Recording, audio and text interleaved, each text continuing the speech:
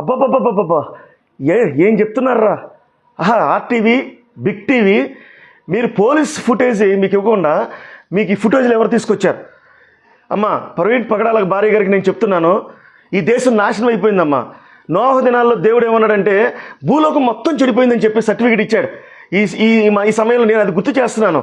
ప్రవీణ్ పగడాల భార్య గారు, ఆ పిల్లలు, వారి కుటుంబస్తులు టీవీ ఛానల్స్ అసలు మీరు చూడొద్దు.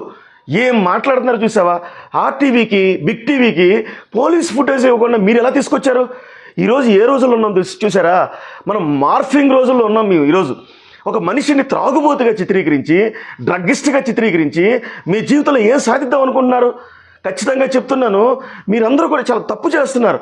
ప్రైవేట్ కేసులు ఎదుర్కోవాలి. కానీ ప్రవీణ్ పగడాల గారి భార్య ఆ శవం ముందు ఏం మాట్లాడిందో తెలుసా? నా భర్తని చంపిన వాళ్ళని నేను క్షమిస్తున్నానంది కదా. వీళ్ళందరికీ కూడా నోళ్లు రావడం ప్రారంభమైంది. ఈ కేసులో ఎటువంటి పరిస్థితులు పట్టు ఉండదో. ఆనాటికాడని యేసుక్రీస్తు ప్రభువారు ఆయన చనిపోయే టైంలో శిష్యులందరూ పారిపోయారు. వాయిస్ ఇప్పులు కూడా చంపేస్తారు. ఈరోజు ప్రవీణ్ పగడాల గారి గురించి, ఆయన గురించి వాయిస్ ఇప్పులందరినీ అరెస్ట్ చేస్తారని వార్నింగ్లు ఇస్తున్నారు చాలామంది. నేను పోలీస్ యంత్రాంగాన్ని గౌరవంతో చెప్తున్నాను, మీరు సీసీ ఫుటేజ్లు ఇవ్వకుండా ఆర్టీఓ వాళ్ళు ఓన్గా రిలీజ్ చేయటం అంటే ఎంత చట్టరీత్యా నేరం. రెండోది బిగ్ టీవీ వాడు ఎంత చట్టరీత్యా నేరం. అంటే యూట్యూబర్స్ డబ్బుల కోసం ఏదైనా చేసేస్తారా? ఒక వైరల్ అయిపోద్ది న్యూస్ అంటే ఏదైనా చేసేస్తారా? ఒక మనస్సాక్షిని చంపుకుంటారా? టీవీ ఛానల్స్ వాళ్ళందరికీ కూడా చెప్తున్నాను, మీకు ఇది మంచిది కాదు. ఒక పాస్టర్గా నేను చెప్తున్నాను, మీకు ఇది మంచిది కాదు. మీరు చాలా తప్పు చేస్తున్నారు. ప్రవీణ్ త్రాగుబోతూ ఇది అని చెప్పేసి మార్ఫింగ్ చేస్తున్నారు. అక్కడ రెండు ఫుటేజ్లు చూపిస్తున్నారు. అవన్నీ కూడా చాలా చాలా క్రియేటివ్గా మనకు కనిపిస్తుంది. ఆయన ఫోన్పే చేశాడు ఆ వైన్ షాప్ దగ్గర. ఆ బ్యాంక్ అకౌంట్ చెక్ చేయమని చెప్పండి పోలీసు వాళ్ళని చెక్ చేయమని చెప్పండి. అవేమీ లేవు. లేకపోతే ఆయన రోడ్డు మీద కూర్చున్నాడు, వామ్ చేసుకున్నాడంట, కూర్చున్నాడు, హెల్మెట్ తీసుకొని, రకరకాలైన మార్ఫింగ్స్. ఇది ఎంతో పెద్ద కుట్ర జరుగుతుంది. ఈ భారతదేశంలో పాస్టర్లు అనేది దేశద్రోహులుగా చిత్రీకరించడానికి, పాస్టర్లందరూ త్రాగుబోతులుగా, పాస్టర్లందరూ కూడా డ్రగ్గిస్టులుగా చిత్రీకరించడానికి ప్రయత్నాలు చేస్తున్నారు. ఇప్పుడు కూడా ఆయన మీద సానుభూతి చూపించకుండా, ఎవరైనా భారతదేశంలో ఉన్న గొప్పతనం ఏంటంటే సానుభూతి చూపిస్తారు. అది ఎలాంటి వ్యక్తి అయినా సరే సానుభూతి చూపిస్తారు. సానుభూతి చూపించకపోగా తన భార్య పిల్లల్ని రోజు చంపేస్తున్నారండి.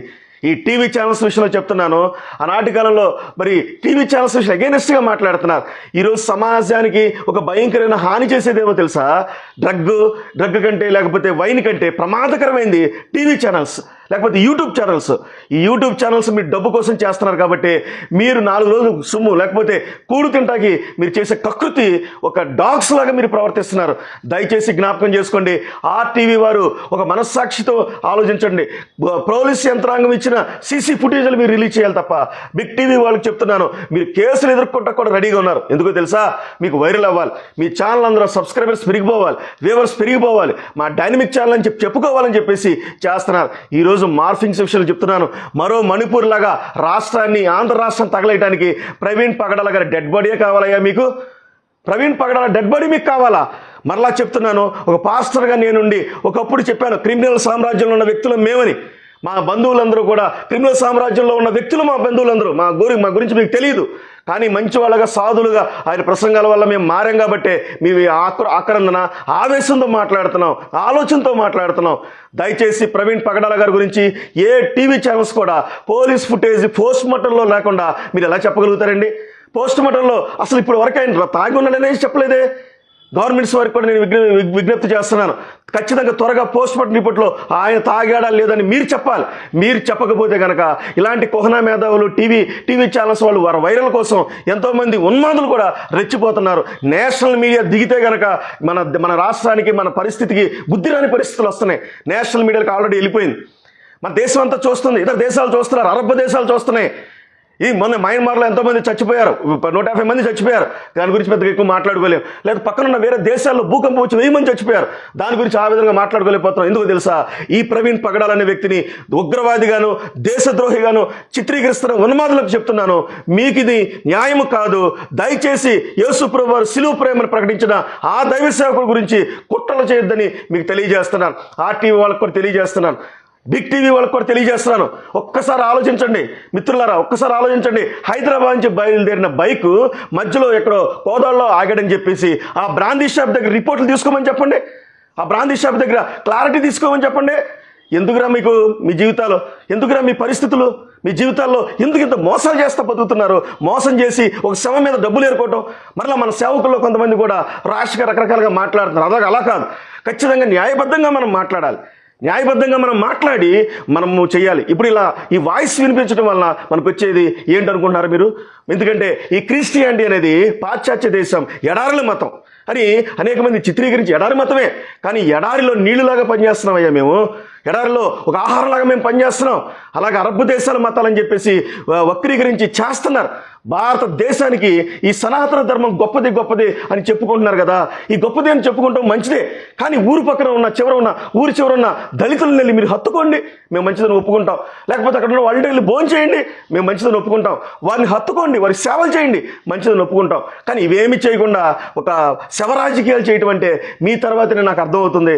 దయచేసి మత ఘర్షణలు తీసుకురావద్దని నేను మిమ్మల్ని తెలియజేస్తున్నాను. కొంతమందిని గట్టిగా మాట్లాడుతున్నాను. మత ఘర్షణలు వస్తే మరో మణిపూర్లాగా మారిపోతే ఆంధ్ర తెలంగాణ చాలా ఘోరంగా రాయలసీమ వెళ్ళిపోద్దని మీకు తెలియజేస్తూ, ఆ విజయవాడ నుంచి ఉన్న ఫుటేజ్ మాత్రం అక్కడ హైదరాబాద్ నుంచి విజయవాడ వచ్చే వరకే కొన్ని ఫుటేజ్లు అసలు ఇప్పటివరకు బయట పెట్టలేదు పోలీసు వాళ్ళు. అక్కడి నుంచి ఇక్కడికి వచ్చిన విజయవాడ నుంచి మరి ఈయన ఇక్కడికి వచ్చిన కొవ్వూరు వరకు వచ్చిన కంప్లీట్ ఫుటేజ్లు ఎక్కడ ఆగినట్టుగా బయట పెట్టలేదే. మరి ఆర్టీ వాళ్ళకి ఎలా తీసుకొచ్చారు? ఎందుకు మార్ఫింగ్ చేయాలనుకుంటున్నారు? లేకపోతే మార్ఫింగ్ చేసేవాళ్ళు మీకు ఎంత డబ్బులు ఇస్తున్నారు? ఇదంతా చాలా తప్పు. యూట్యూబ్లో డబ్బులు వస్తేనే ఒక కకృతితో మీరు చాలా వాంతు మీరు తినద్దని మీకు తెలియజేస్తున్నాను. ఖచ్చితంగా చెప్తున్నాను. నీతిమంతుల జోలికి మీరు వస్తున్నారు. టీవీ ఛానల్స్ హెచ్చరిస్తున్నాను. నీతిమంతుల జోలికి మీరు వస్తున్నారు. ఆ నీతిమంతుల జోలికి వచ్చినప్పుడు ఖచ్చితంగా మీ ఛానల్స్ భవిష్యత్తులో క్లోజ్ చేయబడతాయి. యేసుక్రీస్తు ప్రభువారి శక్తి మీకు తెలియదు. యేసుక్రీస్తు ప్రభువారి ప్రేమ మీకు తెలియదు. ఆ ప్రేమ ప్రపంచాలు పాకిందని ఒక్కసారి చరిత్ర తెలుసుకుంటే ఆయన జోలికి, ఆయన బిడ్డల జోలికి ఎవరు వెళ్ళరు. ది గ్రేట్ జవహర్లాల్ నెహ్రూ గారు తన స్టేట్మెంట్ ఇచ్చాడు. నిద్రపోతున్న సింహాలు క్రైస్తవులు అని. ఆ స్టేట్మెంట్ చదవండి. కాబట్టి క్రైస్తవులు శాంతి కాముకులే. ఇప్పటికీ మేము శాంతిగానే ఉంటాం, కానీ స్టెఫెన్ లాగా అరుస్తున్నాం, కానీ బాప్తిస్మం ఇచ్చే యోహాను లాగా పెద్ద శబ్దం చేస్తున్నాం. ఎందుకంటే పాపాన్ని గద్దించడానికి బిగ్గరగా అరవడం తప్ప ఏమీ లేకపోయింది మా జీవితాల్లో. పాపాత్మలుగా ఉన్న మమ్మల్ని పుణ్యాత్మలుగా మార్చిన ప్రవీణ్ పగడాల యేసుప్రభు వారి ప్రసంగాలు మా జీవితాల్లో మార్చినాయని తెలియజేసిన క్రైస్తవులారా, మీరందరూ కూడా ఏది పడితే అది నమ్మొద్దు. పోలీస్ ఫుటేజ్ ఇవ్వాలి. ఇస్తేనే దాని గురించి ఆలోచిద్దాం. తర్వాత డెడ్ బాడీ విషయంలో పోస్ట్ మార్టం రిపోర్ట్లో ఆయన మందు తాగినట్లుగా తేలాలి. ఆ సర్టిఫికేట్ గురించి మనం ఆలోచిద్దాం. అవి ఇప్పటికి జరగవు, ఎందుకంటే ఆయన తాగలేదు కాబట్టి. ఇప్పటివరకు మనకు డాక్టర్స్ ఇవ్వలేదు ఆ సర్టిఫికేట్స్, లేకపోతే పోలీస్ యంత్రాంగం బయట పెట్టలేదు.